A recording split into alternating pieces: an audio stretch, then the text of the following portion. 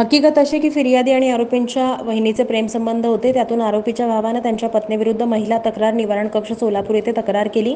यासंबंधी फिर्यादी यांना फोन करून महिला तक्रार निवारण केंद्रानं बोलवलं असता फिर्यादी त्याच्या गाडीतून येत असताना बाळे कॉर्नरजवळ गाडी थांबवून पत्ता विचारण्यासाठी खाली उतरलेला असताना आरोपीने डोक्यावर हातावर लाकडी बांबू मारून फिर्यादीला गंभीर जखमी केल्याची फिर्याद फौजदारवाडी पोलीस ठाण्यात दाखल करण्यात आली होती.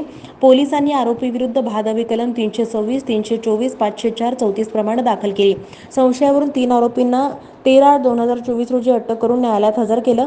तदनंतर आरोपींनी ॲडव्होकेट सौरभ जगताप यांच्यामार्फत न्यायालयात जामीन अर्ज दाखल केला.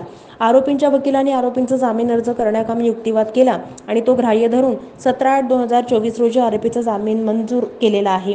यात आरोपीतर्फे ॲडव्होकेट सौरभ गायकवाड आणि ॲडव्होकेट शिवा उटगी यांनी काम पाहिले.